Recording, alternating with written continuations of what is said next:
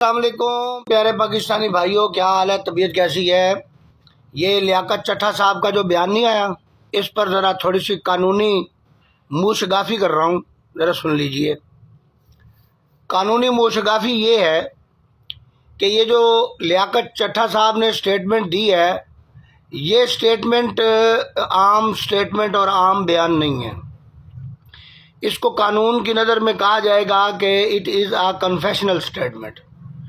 یہ ایک اقبال جرم ہے۔ اقبال جرم جو ہوتا ہے وہ دراصل ایک ملزم کا اپنے جرم کی صحت پر کامل یقین ہونے کا اندیا ہوتا ہے، اور وہ یہ اندیا دیتا ہے کہ مجھ سے یہ جرم سرزد ہو چکا ہے، اس پر وہ قائم رہتا ہے۔ اسی لیے اس اقبال جرم کو، اس کنفیشنل سٹیٹمنٹ کو ایک دفعہ مزید تسلی کے لیے مجسٹریٹ متعلقہ صاحب کی عدالت میں وہاں پر ویریفائی کیا جاتا ہے اور ری رائٹ کیا جاتا ہے، پھر اس کو یہ پڑھ کے سنایا جاتا ہے، پھر وہ اپنی بات پر قائم رہے تو پھر کوئی آپشن نہیں دوسرا بچتا، اس کو سزا دے دی جاتی ہے۔ سٹیٹمنٹ تین طرح کے ہوتے ہیں۔ ایک بیان یہ ہے کہ پولیس کے سامنے جا کر کسی نے کہا میں نے جرم کیا، یا پبلک میں کہا، یہ جیسے یہ ہے۔ جو پولیس کے سامنے دیا گیا بیان ہے وہ 161 کا بیان ہے۔ جو بیان عدالت میں دے گا، قلم بند کروائے گا، وہ 164 کا بیان ہوگا۔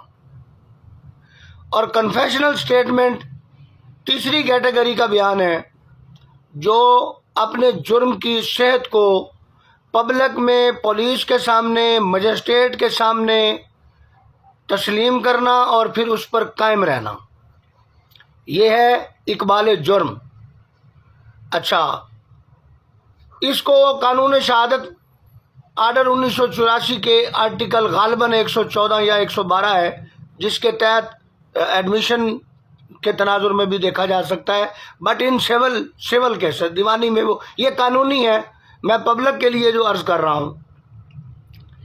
اب اگر اس اقبال جرم کی بنیاد پر لیاقت چٹھا صاحب پر ایف آئی آر ہو جاتی ہے، جو کہ میں رات کو دیکھ رہا تھا کہ ایف آئی آر کی منظوری دے دی گئی ہے، اب مجھے نہیں معلوم ہے کہ ایف آئی آر دی گئی ہے کہ نہیں دی گئی ہے۔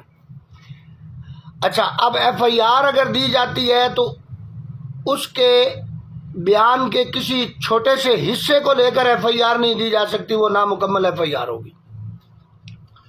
لیاقت چٹھا صاحب کمشنر راولپنڈی، سابق کمشنر راولپنڈی صاحب کے بیان کے مکمل متن کو درج کرنا ضروری ہے، جس میں انہوں نے اپنے کو ایکیوزڈ یعنی شریک ملزمان بلکہ شریک مجرمان محترم جناب عزت مآب چیف جسٹس قاضی فائز عیسیٰ صاحب کا نام لیا ہے، اور چیف الیکشن کمشنر جناب سکندر سلطان راجہ صاحب جو ہیں، یہ ان کو اس نے ملوث کیا ہے۔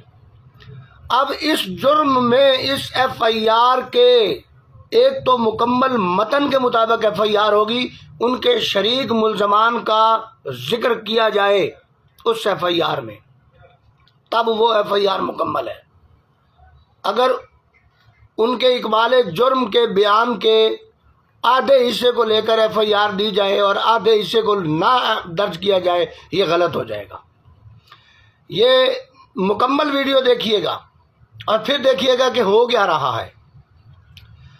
اب اگر اس نے اپنے شریک ملزمان کو اپنا پہلے ہی بتا دیا ہے، شریک مجرمان کو، تو جو سزا ان کو ہوگی وہ سزا ان کو ان کے جرم کی حیثیت کے حساب سے ہوگی، ایک بات۔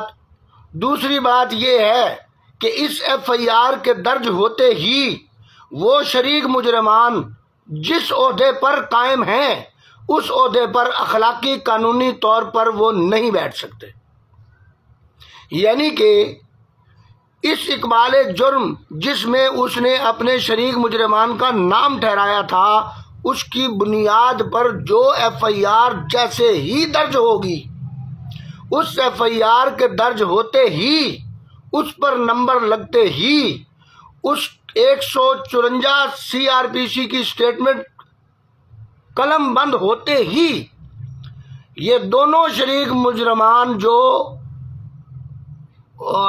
چیف جسٹس صاحب ہیں اور چیف الیکشن کمیشنر صاحب